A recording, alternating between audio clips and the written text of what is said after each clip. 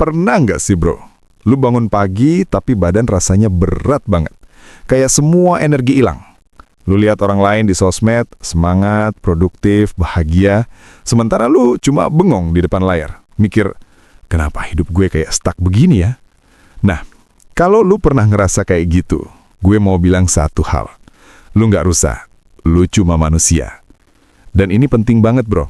Karena di dunia yang maksa semua orang buat selalu baik-baik aja, kadang yang paling berani itu bukan orang yang terus senyum, tapi orang yang berani jujur bilang, gue lagi nggak baik-baik aja, tapi gue tetap jalan.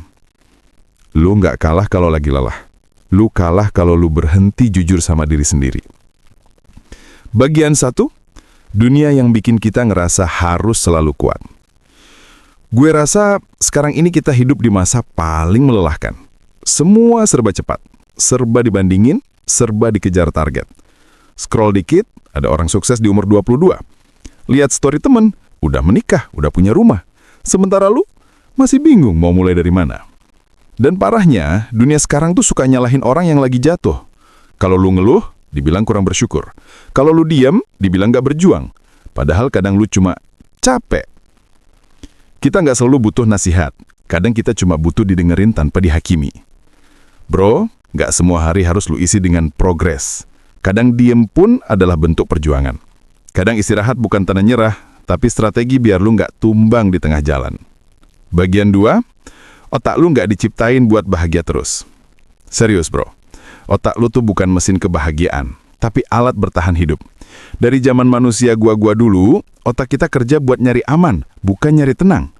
Itu kenapa lu bisa gampang cemas, gampang panik, gampang khawatir. Karena otak lu tuh pengen lu selamat dulu baru bahagia. Jadi kalau hari ini lu ngerasa nggak tenang, itu bukan berarti lu gagal, tapi artinya otak lu lagi berfungsi dengan normal. Lu nggak butuh otak yang tenang, lu butuh hati yang ngerti cara berdamai sama pikirannya sendiri. Dan ini nih jebakan paling berbahaya. Kita terlalu sering ngelawan rasa negatif.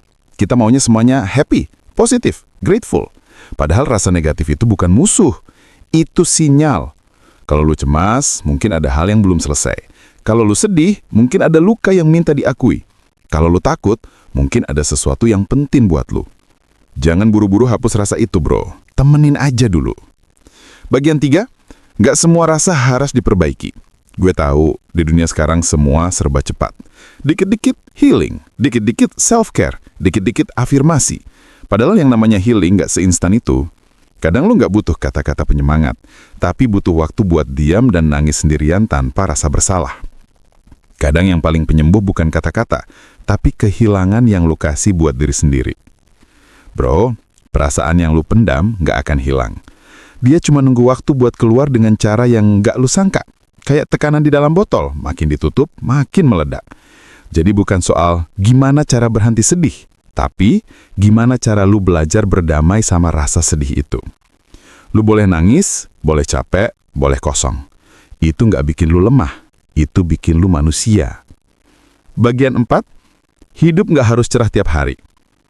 Hidup itu bukan garis lurus ke atas. Kadang naik, kadang turun, kadang terang, kadang gelap. Dan justru di bagian gelap itu, karakter lu dibentuk. Bukan cahaya yang bikin lu kuat, tapi gelap yang ngajarin lu cara bertahan. Lu nggak bisa ngerti arti bahagia kalau lu nggak pernah ngerasain sedih. Lu nggak bakal ngerti arti tenang kalau lu nggak pernah ngerasain kacau.